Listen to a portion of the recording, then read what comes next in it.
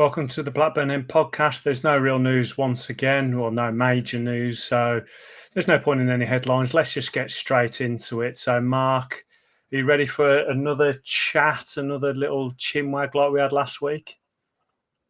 I cannot wait. But more importantly, mate, the weather is about to return to its peak and football is back this weekend. That's all I care about right now. I know, we're lucky boys and girls, aren't we, with all of this now? It's time to get excited about the new season and new kits. And obviously, we're continuing our wear a shirt on the pod, different shirt on the pod. And you've got an absolute stunner on today. Oh. And explain what you've got on for the listeners. I have the brand new third kits, bit of green, half design. Nice material. It's a good one. It is a good one. Yeah, I really like it. I really like it. I like a collar on a football shirt as well. So I'm very happy. We had I was very fortunate. One of my friends went down to the shop, got in the queue for it. And he was interviewed by somebody from Overseas. Managed to drop a little plug for the pod in, and they kept it in. Good lad. Well done, Bill King. But yeah, it's do you know what? I think it's a beauty. We're not going to wear it. It's going to be one that we don't wear. I mean, when are we going to wear it, really? Well, the away kit looks like it could be gold. No inside knowledge there. Just looks like that's what rumours seem to be suggesting. Gold and black, maybe like the 93-95 one. So, not many teams playing blue, white and yellow, but I'm sure we'll find a purpose for it. I think it's a beauty. It's definitely one for the fans. When it came out, there was a few people that said that they weren't sure about it, but I think everyone's on board. But I love the design. I just don't think Macron have missed with any of their kits. I mean, there's been I tweeted out saying I think the worst kit we've had is still a 7 out of 10 from them. Yeah, I'd go with that. I think I like the fact that I remember we had Umbro, didn't we, for a spell? And let's say Everton will bring their kit out, and you kind of could guess what ours was going to be from that template. Macron don't do that. They make stuff personal to the clubs. You feel like it's a shirt that's had some thought into it, whether you like them or not. They're personal to the club, aren't they? They have personalised elements. Particularly like the fact that we've decided to not just stick a red sponsor on this time. That all fits in. I know a few people have said about the rose being white. I kind of get that, but it does look very nice with a kit. And it's not a white rose, it's cream. So nobody has a cream rose. So obviously it won't be white. Nobody would do that. Who wants a white rose? But yeah, no, exactly. I'm happy with our kits. Yeah. But no, I really like them. And I think what it shows is just respect to the clubs that they actually make the kits for, that they actually give something that's different. It's respect for the fans. It's respect for the clubs. I hate just off the shelf Sunday League stuff where they just chuck a badge on. Because one of my favourite third kits that we had was the blue and black one with the, I think, was it Nike or Umbro did it? And I think it was Umbro, and it had some black checkered on it. It always reminds me of Sam Gallagher, which obviously a hero of mine. But then I loved it. I was going to get it. And then I saw it being advertised as just a normal Sunday League kit for like 10 quid. And it just really got me back up, and I never bought it. Do you know what? That's exactly the same with me. So it's in one of Umbro teamwear thing, wasn't it? And we've just stuck our badge on a bet 10. I think the only thing I would say, I like the fact that they did it about the Blackburn's heritage and stuff like that. But when they teased the fact that they had the town crest, if they'd have never done that, I'd never have thought anything of it. But I actually thought, that'd be nice. So yeah, maybe they should have done that. But other than that, I'm going to go. Well, isn't it because it's got Darwin, because it's Blackburn and Darwin, isn't it? They said that. Yeah. There's a lot of people saying they couldn't have it because it's actually for like a whole area, not just a town. Well, but I think we would have got over it. Yeah, well, come on, Darwin's. I mean, it's a nothing town, isn't it? So I'm going to give it a 9 out of 10. I'm going to give it a 9 out of 10. Yeah. If I had the choice between the home shirt or that to buy, I would go for that. Oh, I haven't bought the home shirt. Partly because I know 3 are coming out, 3 more, or 2 more now. Partly because it's very, very shiny, and it looks like it will look like it cost about 2p very quickly, and it'll pluck and whatever. So yeah, I'll part that one. And ignoring the fact that we're actually running a competition to go and win that home shirt. That home shirt is amazing. I will definitely want to have it. Yeah. Yeah, but we are running the competition. Make sure you look at our social medias on how to enter that. So I went for a bit of a classic. It's real. It's not fake. It has got Graham Lasso on the back. This was my sister's one. I had the Alan Shearer one because I was only a wee nipper. But it is this is the one that just reminds me of our Champions League run. It's the away shirt, the red pinstripes. And I've put it on, and I'll tell you what, it does not breathe. I am absolutely roasting in it. But don't worry, I'm not taking it off. This is not an OnlyFans session. I will keep it on, and I'll keep my boobs nice and tucked away in this lovely shirt. But yeah, I loved it. And same as you, I love the collar. I very much had it up. I always had it up like that. I like the buttons. But yeah, I always thought it was really, really nice. And the felt numbers on the back just felt a little bit more quality. But this one will always just remind me of that Champions League run. Oh, yeah. It just reminds me of, I think I go Mike Newell with that shirt. I think it makes me think. But I think I did have Graham Lasso on the back of mine. I'll have to dig it out. It'll be absolutely battered, though. But yeah, what a shirt that is. And they've recreated it twice, of course. Exactly. They did it in the promotion season from League One, and then last season, obviously, as well. It was, Rovers colours, that. It's definitely one of the iconic ones of Rovers history. When I found it, I was pretty chuffed with it. But let's carry on the conversation of kits. There's been more releases around the EFL. Preston's last week was interesting, but we've had another interesting one, haven't we? Yes. Well, it would appear that lot down the road have brought their kit out. And we were having a pop at the colour of our sponsor, weren't we, last week? Was it last week, the week before, saying it looked out of place, a red one. Now, Preston, of course, we said last week, who would be daft enough to put their rivals' sponsor on? So Preston go Spud Bros. No, as we explained, nobody likes a jacket Spud. They've got that on. It's supposed to be red. From a distance, it's tangerine. Listen, if we're going to wind them up, it's tangerine. But we do not need to make this one up. I could not believe it when the Dingles bring their new shirt out. And bit of trim on the side, half blue, half white. Bit of trim on the collar, half blue, half white. I know, let's think what colour we can make our sponsor. Should we make it fit in? Maybe white, maybe blue. Either would fit. No. Let's do it half blue and half white like our biggest rivals because we adore them and we aspire to be like them. They once had a half and half kit, didn't they? They just want to be as good as us. They'll never be that. And as our recent merchandise says, Mike, we see things they'll never see. But yes. 100%. An absolute set of balloons they are. Walking around with blue and white on the middle of their shirts. Disgusting behaviour, but I can understand it. I can understand that they're looking up to us. Can you imagine, though? We get our blue and white kit and we have a claret sponsor with blue around the edge. I mean, that's another thing. Let's just, while we're on this, claret. Who actually picks that as a colour? Would you ever have that in? Not just because we're Rovers fans.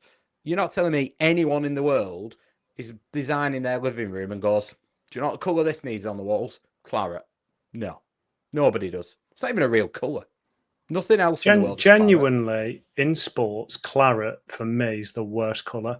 You know, around football, you know, all the clubs. I mean, I can't stand Villa, but I can't stand West Ham. I can't stand Hearts, Scunthorpe. I can't stand any colour that any team that plays in claret. I really can't. I think it's awful. Even going into American sports, some of it's awful. I think it's just horrible colour. Claret and blue, awful. Terrible. Yeah, I let Brian Lara off in the West Indies at one stage, just because, you know, everyone loves Brian Lara. But yeah, I mean, minged colour, absolutely minged. They need to all go and have a little word with themselves. But that's not just about the colour of the shirts. Well, this is it. Exactly. Exactly. But we move on. We move on. So that's the kit conversation for 1 week. I'm sure we'll have some more next week. I mean, we know Derby are going to release their latest kit, which seems to have blue and white halves, but we'll get to that in the transfer rumours. Gilson's moved on to Grimsby, and yes. I think for me, it's the one player I want to go and be a success. Now, we didn't get to see Gilson in play much for us, but he was obviously a talented player. He seemed to be a proper pro. Injuries just went against him. I would have loved it if we'd given him another chance, but there's only so many squad places you can have, and they just obviously made a decision on him. I think the whole fan base are really supportive of him. Do you think we'll come back to regret this one? I mean, I know time will tell, but do you think this is one that we should have really tried to get him signed for another year? In some ways, I hope, not that we regret it too much, but I hope for him that he goes and does it. He seems like a good lad. He's been at the club for a long time. I think there's probably an element that he doesn't quite fit into the style of play as well. I think I am not comparing him to Jack Grealish, but he's a Jack Grealish-esque player, isn't he? He wants to slow the player down a bit and then be on the ball, and I probably have too many touches for it. Ismail's liking, and sort of a fast counter-attacking style of football. But you always want to see somebody from the academy do well. Absolutely. He's definitely a player that his injuries came at the wrong time.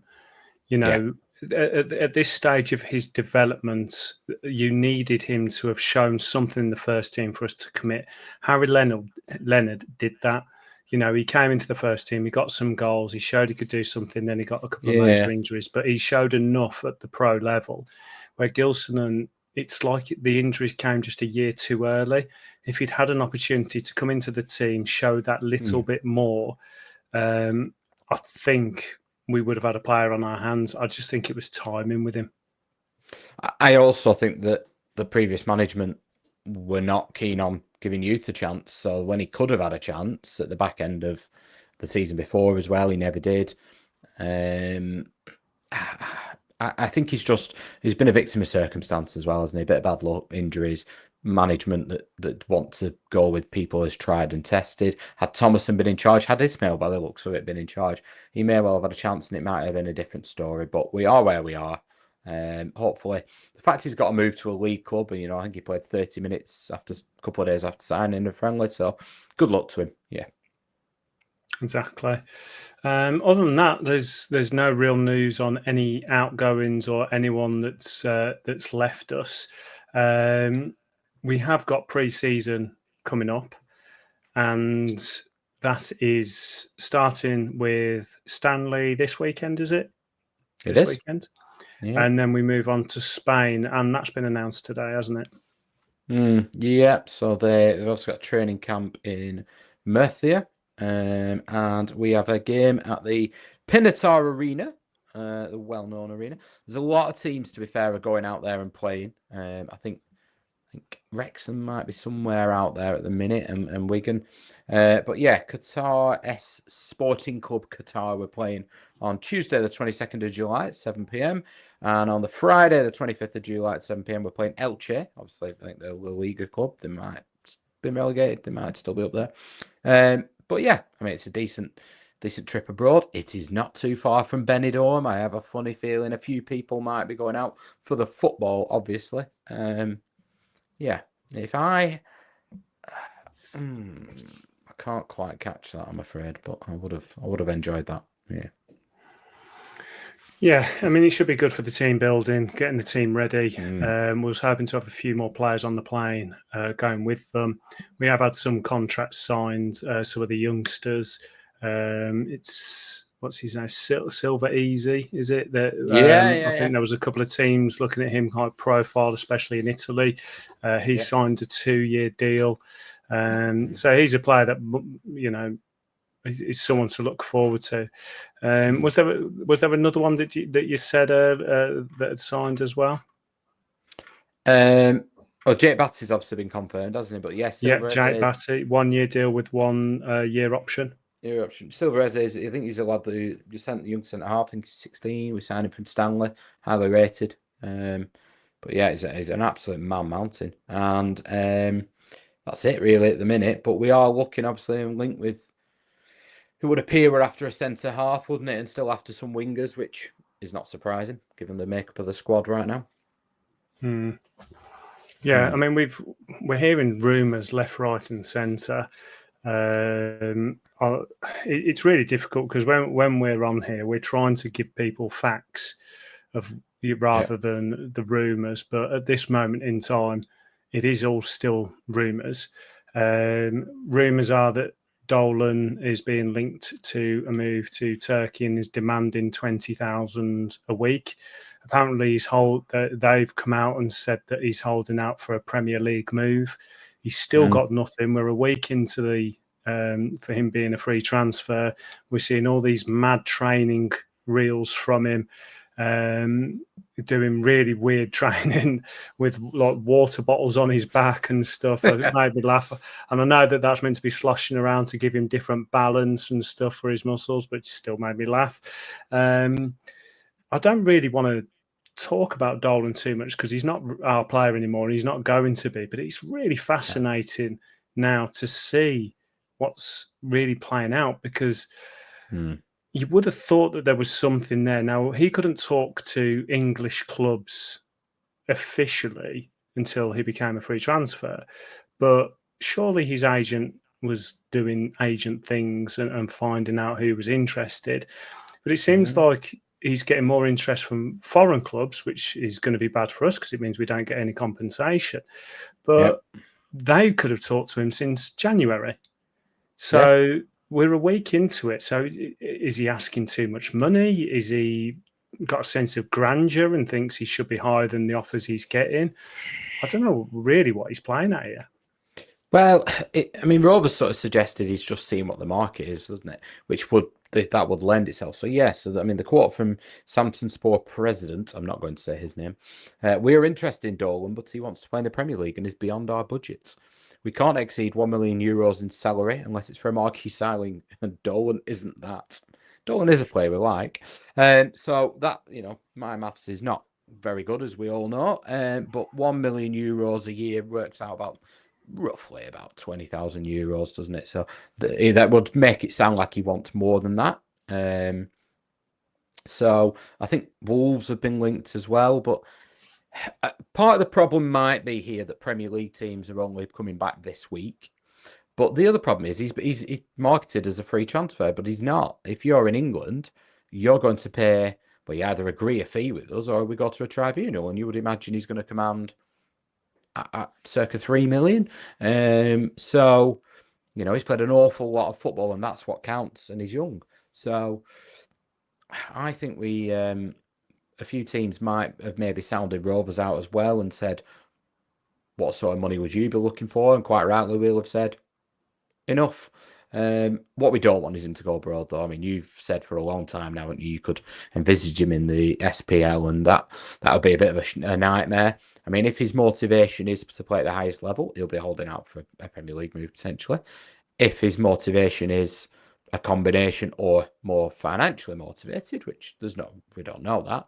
But then obviously, if you're Rangers and you're not paying a fee for him, you will probably be able to offer him slightly better wages than maybe another team will be willing to do. But as long as he doesn't end up down at the Dingle Dome, I'm not really bothered. Ideally, somewhere in England, maximise our profit and our sell on. But yeah. Yeah, I'd like to see him go to the Premier League. I think it shows that we've lost a player that we've developed. I know he wasn't in our academy, but we still developed him as a professional. It's someone then that's technically improved themselves into their career. Whether he does well, there's another thing, but we would get money. If it's to the same league, it feels a little bit of a slap in the face. And then yes, you're getting a bit of money, but still feels like a bit of a slap in the face, similar to the Danny Bart, Andy Vyman situation. That's kind of how it feels. Foreign, I just got a feeling he's not really equipped to go abroad yet. I feel like he's not going to do that.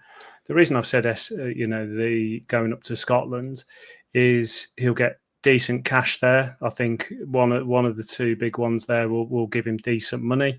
It won't cost him much, so they're more likely. And I think he would absolutely rip it up there because I think I could play on the right wing and get a few assists from there.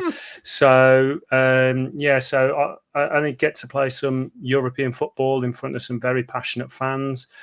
He speaks the language. I know that. I've got family that live in Blantyre in Glasgow that have very thick Scottish accents, and when they're drunk, I struggle to hear and understand what they're saying. But I'm sure he'd be fine. But yeah, the more this goes on, the more I just feel like he's going to end up in Scotland for a year or two, just to kind of make some money and extend his game. But it'll be interesting. I don't like I said, I don't really want to spend too much time on Dolan. It's just a real fascinating story as it plays out.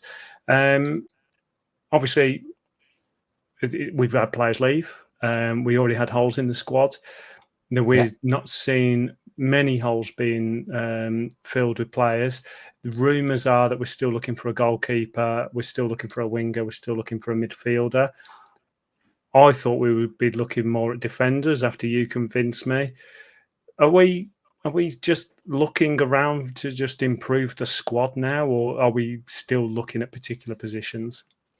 I think there's particular positions. I think some of the rumours are coming out. I mean, I've been surprised that there's not been any rumours about mainly Pairs, but him or Toth leaving the club. I think that might come this weekend because when we play against Accrington Stanley, there's probably an inkling in your keeper of who you're going with. And I think that will force the hand of the other one a little bit. So I think there'll be some movement in that. That'll hot up. But yeah, I mean, it looks like centre half, doesn't it? So there's Legia Warsaw, obviously famous for our Champions League trip there. I think Steve, I'm going to butcher this, but Steve Capoaldi, apparently they want 3 million or something for him. We're not prepared to pay that. So then we're looking at Stockport's Ethan Pye, who incidentally is 22. He was their Young Player of the Year, Players Player of the Year, and Player of the Year. And they absolutely rave about him. So, but they're going to want decent cash for him. And Conor O'Riordan was very, very highly rated, wasn't he? And he wasn't quite ready. Ethan Pye could be in that same boat, maybe not. There was a lad at Tyler Binden, was it, at Reading last year that we were linked with? And he got to Forest, and he's now being loaned out, I think. So, depends what we want, doesn't it? If we're just looking at the profile of players, then I think it's clear for me that we're missing a left-hand side quick centre half. But we're also loads of wingers, aren't there, that we've been linked with? There's a lad from Sheffield Wednesday. Gassam has been linked. Again, 2.5 million they're talking about. There is, obviously, then here we go. I will give it a whirl. Marwan bin Saeed bin Masood Al-Sahafi. We'd all heard of him before. You'd get some fair points for that name on a Scrabble board, wouldn't you? Oh, yeah. He's Al Ittihad Club, which was that where Gerrard was? I don't know. In Saudi, and he'd been on loan in the Jupiler Pro League, Belgian league. His team got relegated, 19 games, 5 goals. I've watched his clips on YouTube.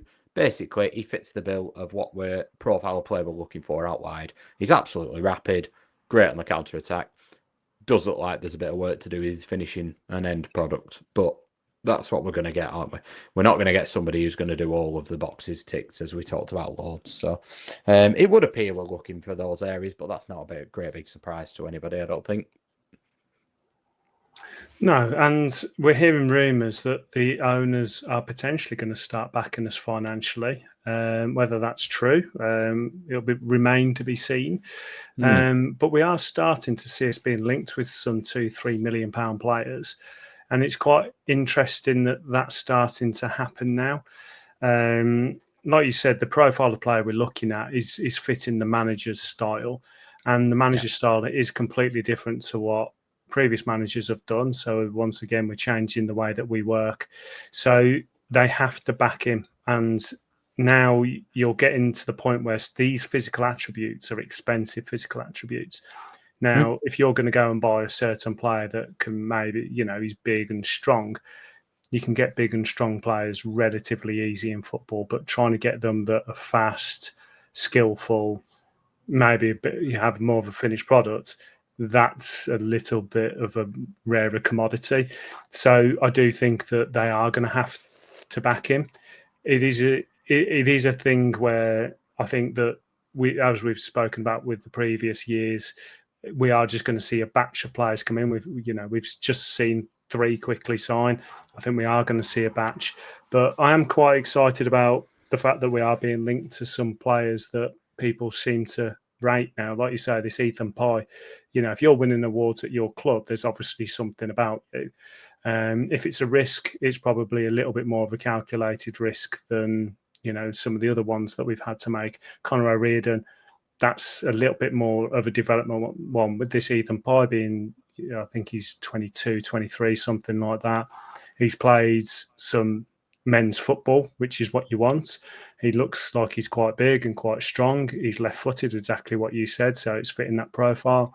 It seems like that is a little bit less of a risk. It's like I don't want to compare him to Dom Hyam, but when we got Dom Hyam, we knew that we was going to be getting a certain quality of player.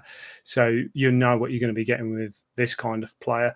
When we're going abroad, that's where you start getting a few more risks. And I think what I'm trying to get to is, do you like the fact that we're now looking abroad, or would you prefer us to be looking more domestically? Because for me now, I think we've seen some success looking abroad, but our main success has come from the ones that we've actually got domestically. So that's your Callum Brittons. Yeah. That is, Ben Brereton, are we saying that's a success? Financially, no, but we did get something out of him. I'm probably going to get pelters in the comments about that one, but Bradley Dack, Schmodix, these are players. Harry Pickering, these are ones that all became quite solid players for us, and they were all domestic. Do we need to start looking more locally, or can we effectively not afford it? I think you've got to balance it, and I think that the risk with the English or domestic based players is that they are going to cost more money. But if you're pretty convinced that Ethan Pye has got the attributes, the one thing that you've got to back that on in terms of then an evidence base is you've seen him do it in England, albeit League One. So he's not going to get bullied, whatever. If his attributes then are there to be seen, he's quick, he's left-footed, he can handle the ball, then I think it's pretty sound rationale to then go for him. But what I would say is, if you go and bring in a 22-year-old English centre-half, there's the English tax on it, and we're paying that now. But actually, if he comes and does well, another team is going to pay that. So you then, yes, you've got the risk of being costing a bit more now, but you've also got the option of, all right, Sam Gallagher, we didn't make money on. But if we saw Callum Britton, if he had a decent length of contract, you would make money on him. Sammy Smodix, we made money on him. Bradley Dack, we would have made a fortune on, wouldn't we? Let's be honest. So, yeah, I think I am a bit worried that we're going too foreign and too many people who don't know the league, and I think that's risky. But they're high risk, high reward, aren't they? When we're getting these pacey foreign players, they're high risk, but they are high reward. So I don't mind it as long as we're not putting all our eggs in one basket. If we're going abroad and taking the risk with every single one of our players, so Ohashi calculated risk because we knew that, what he could do in a relatively physical league, as in with his pace and stuff. Gay, when they're big and strong like that, you know what you're going to get, and the risk is, are you going to get a little bit more out of them? My mate Augustus, he's definitely one that is a high risk, high reward player. So when we're talking from the financials, the risk is probably less from a financial point of view. But if you're bringing in this player, because of how transfer windows work now, you're committed to that player. So you're saying, right, my left wing is going to be Augustus and say Deneve. Another player from Deneve. So you've got those two players on that left wing. Say you've committed to them blindly coming into this league and trying to give us product from that left wing. So you hope that one of them hits, but there's a risk there. Now, if you talk about bringing in someone English that has been in the league, yes, there is a risk, but at least they will potentially have a body of work in that position where you can actually say, do you know what? You've shown that you can play in this league. You've shown what you can do. So there's a little bit more, you just that little bit more confidence. And I think that's where I'm at the moment. The new signings, whilst they can be quite exciting coming from abroad, and we've had some hits, we've also had some failures. And it's that risk that I'm a little bit adverse to right now.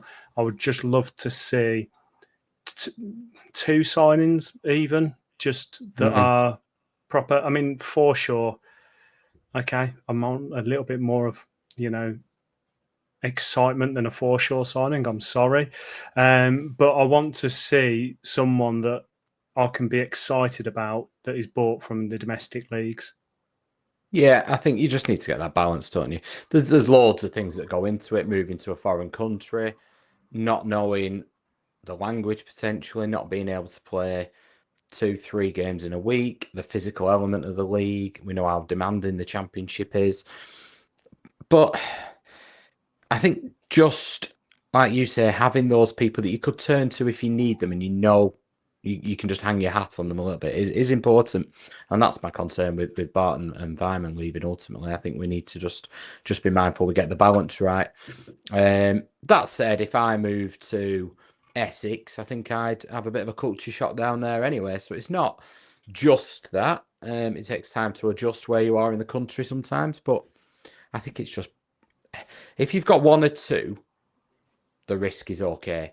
If you're potentially going into the season and needing 3, 4, 5 of them to come off 3 times a week, I think you're putting the odds not in your favour. Yeah. And to go back to Ethan Pye being a example, a League One player. I don't think he's played 42 games in League One. Everything else has been lower. He's worked his way up from League Two to now League One, and like you say, he's very highly rated. You are asking him to step up, but I feel like the step up from League One to Championship is a lot easier than coming from a Eastern European league or even a Central European league and coming into the Championship. So yes, you've got a bigger financial outlay most likely going to get that player, but I feel like the risk is less. And we've had success going to League One, and that's what I want to see. I want to see us, poking into League One. What can we get out of here, and see what we can. I mean, I was shocked when we spent 3 million on Schmodics. I thought that was going to be dead money, especially after his first season, where he just seemed to be a bit of a mediocre player for us. It worked out. That's fantastic. But that's the thing. If you have a player that is British, that has played in the domestic leagues, that fails for you, as long as they've got a decent contract, you'll always find someone to take that player on for a decent amount of money, because they will see the same asset value of bringing in a domestic player. If you go and get a foreign player that doesn't work, it's almost a write-off. There's almost no value in that player. So take Gay, for example. I speculated that potentially he wouldn't be here next year. In fact, no. Let's go back to Tilolovic. I was astounded that we managed to get money back for him, but we didn't spend much on him to start with. But you're kind of writing that player off, aren't you? There's just no value in him. You're just like, do you know what? Whatever we can get for him, let's get some money for him. Do you know what I mean? Yeah, and you've also got the 6 month to a year bedding in period. So Augustus should be ready now, but Deneve, will he be? I mean, and then we've obviously got Sydney, who's managed to get himself out for a month, missing a key part of pre-season. Can't even, maybe he's not built for championship training, let alone the championship. But the closer it gets to the season as well, I think you want people that you could go, he's ready to go in every which way. but that costs big money. I mean, yeah, the owners, there's rumours that they're going to spend money. I think I've probably mentioned this before, but the rules look like they're going to change next year to a percentage of your turnover. We will not. That will not be in our favour. So if we're going to spend anything because of the money that we brought in previously and things, this is our big chance to do it, really. So yeah, maybe they're seeing that as well. Maybe they're looking into the future and wisening up to the world of the Championship. You never know.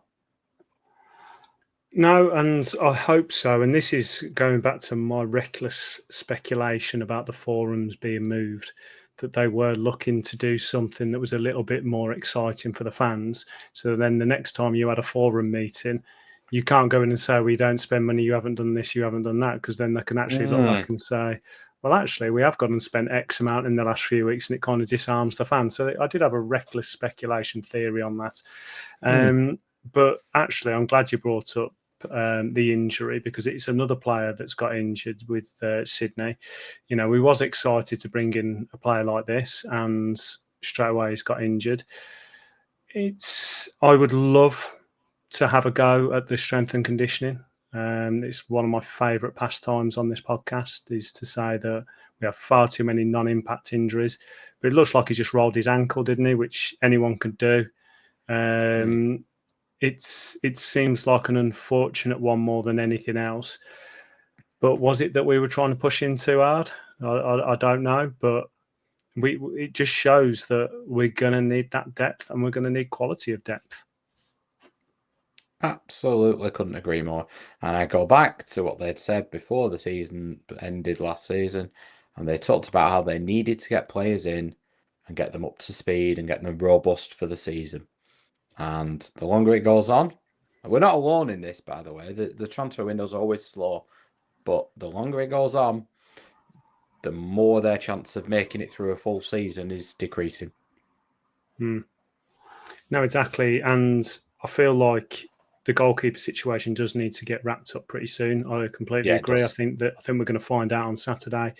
I think it's not fair on the goalkeepers themselves. As a goalkeeper, you don't tend to get rotated in and out.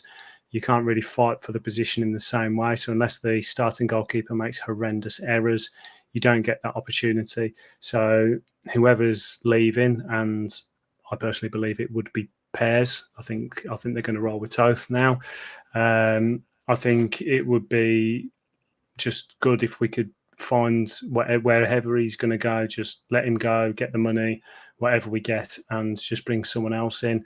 And then we need to fill in some holes, because we haven't got the squad to deal with the season if it started right now. There's obviously signings going to come in, but I just don't want them to be rush signings. I feel like the further they go on, we're not looking for value. We're looking for bargains, and there's a difference between looking for value and looking for bargains. Bargains, they're very risky. Value means you're trying to find the right player for the right price.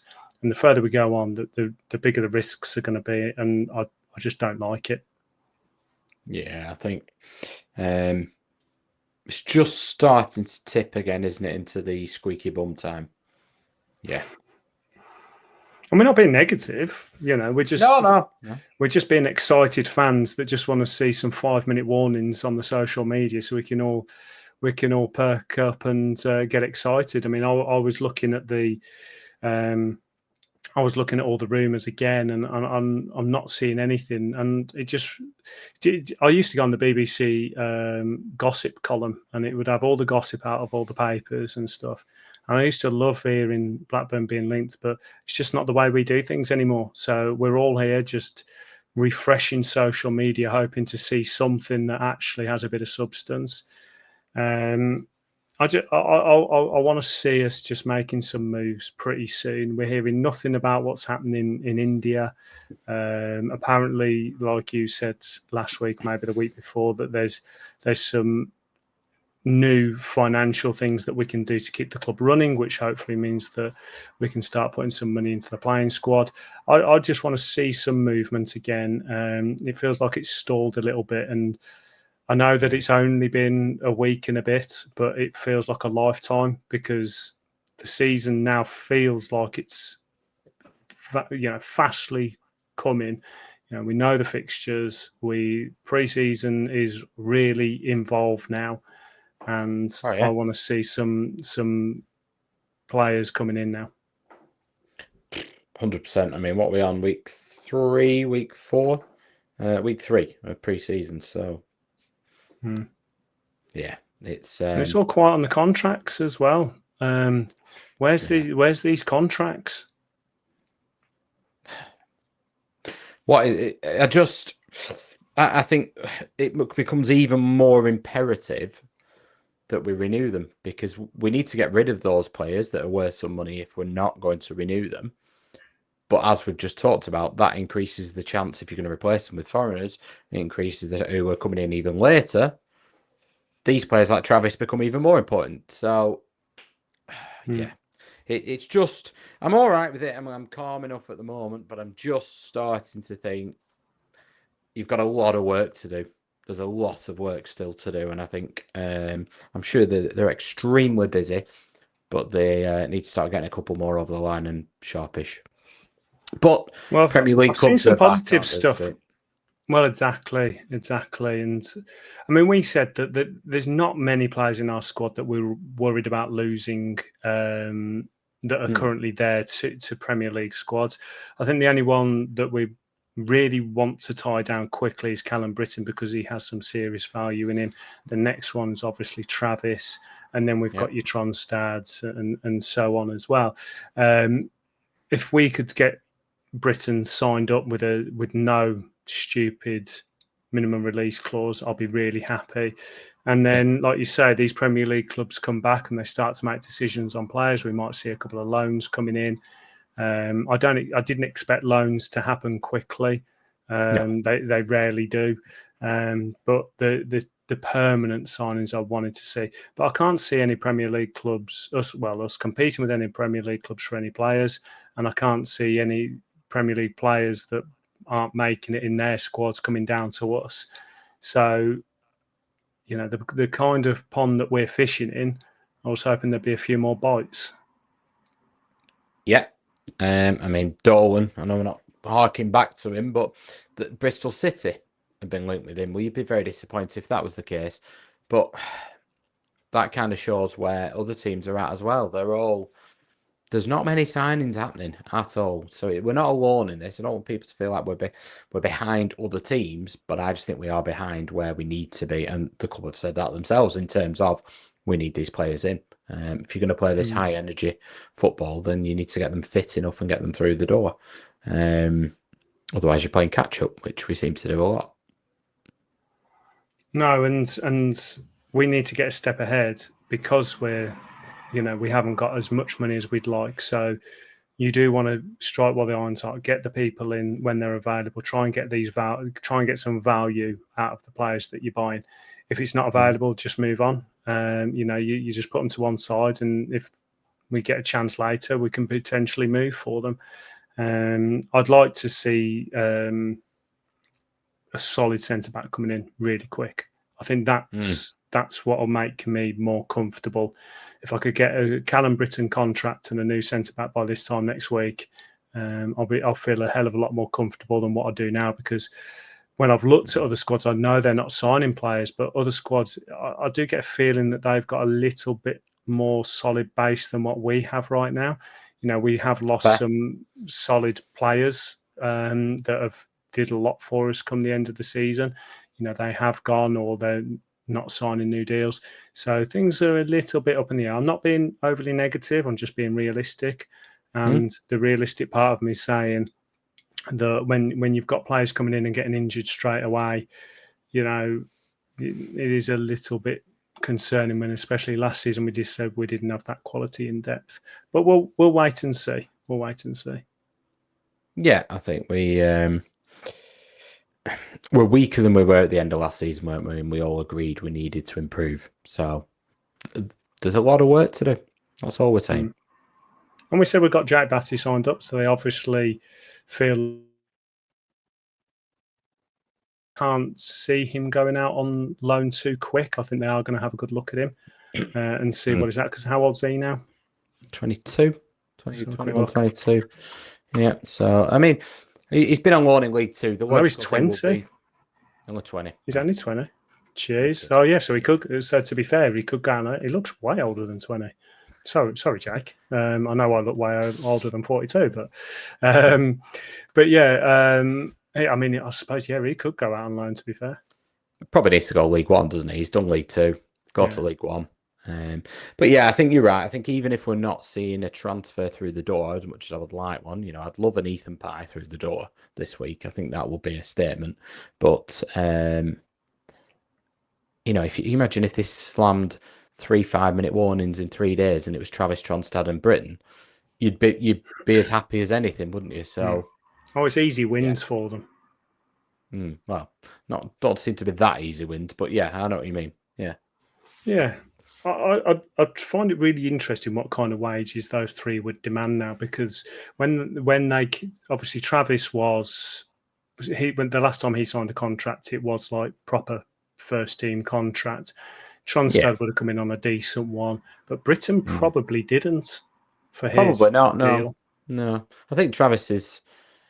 I think it's been reported Travis is the highest earner, so that'll be tricky because maybe, I know, obviously like Liverpool did, slightly lower level, but maybe they're waiting for his contract to be the first one, and then Tronstad might say, right, well, hold on a minute, you're paying him X amount, same please, and Britain, I'm worth more than them in terms of the transfer market, it would appear. I'll also have the same. That might be the hold up. They might be waiting for one, and then the dominoes will fall. Maybe it's who blinks first, but I just think the cards are in their favour, and we've done that to ourselves because we let them get down to the last year. So you've kind of got to suck it up. But I know that would have implications on players you sign in, players that are already there. I do get all of that, but just feels like decisions need to start to be made now, whether that's people in or out. Keepers, I think once. If you're Ainsley Pears and you see on Saturday he lines up with pretty much, you're not daft. You're going to see what pretty much is his first 11. It's different if you're an outfield player. You might not be quite there fitness-wise or whatever. I think the only other slight thing with that is Toth was a week behind, wasn't he? He had another week's rest.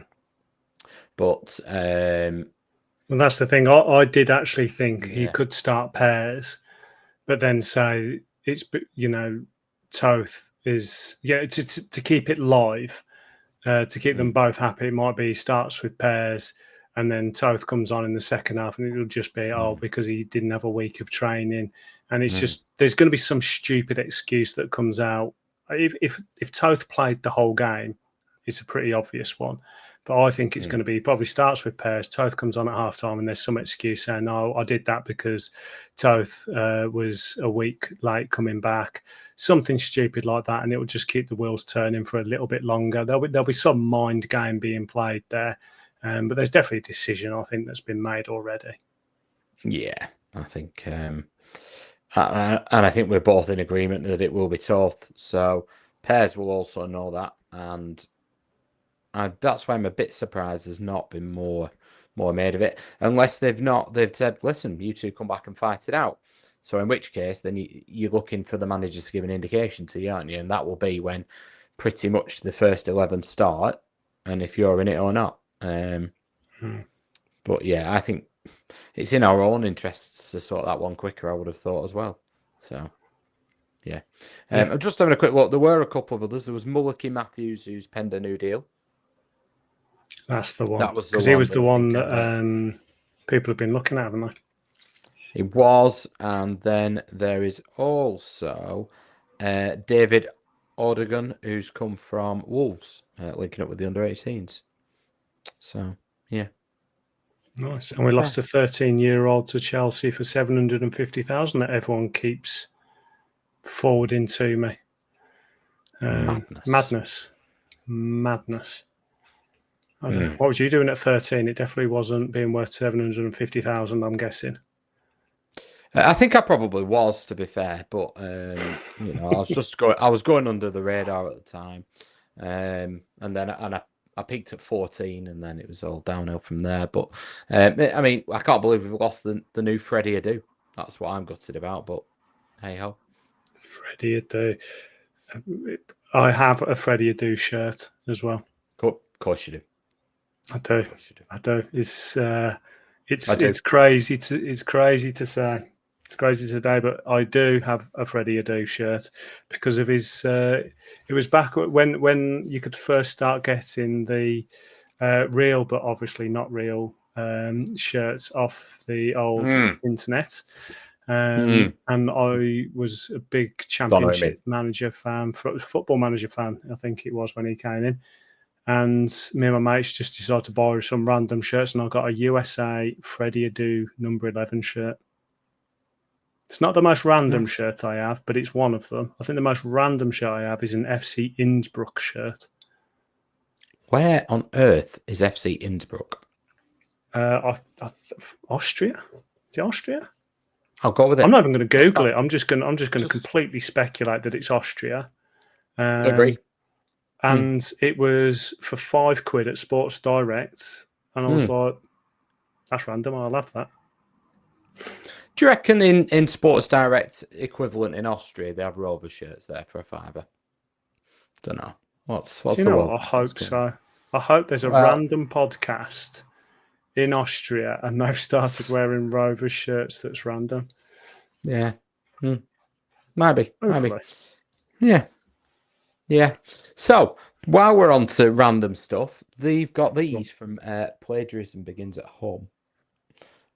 So, we've got stickers. Here they are, nice and shiny. We see things they'll never see. Don't know what that could be on about. We've got... I'll save that one till the end. We've got... That's my favourite. My mate Augustus. I'm just like a manager in that one. Oh, you do, mate. Austin the Blues if I want. Obviously, there's an Oasis theme going on here. I'm not excited at all. And there we have it, boys and girls. Coming to a wall near you. I do not. I can't condone that behaviour. But yeah. I love it. Well, Mark, it's been a quiet week again. We're trying our best to talk Rovers as much as we can. We've managed to eke out 50 minutes talking about kits, players that no longer are with us, and rumours on players that probably will never sign. But we managed to chat about it for a good amount of time now. Hopefully, we'll have some solid stuff next week of actual Rovers players that have come in, and at least we'll have a game to talk about with the Stanley game. That'll be nice. Oh, I'm just too excited. Football is back. And I'll be honest, I'm going to have to put it out there. I'm going to Oasis in 2 weeks' time. My mind's on that. So, lucky boy. Yeah. Lucky boy.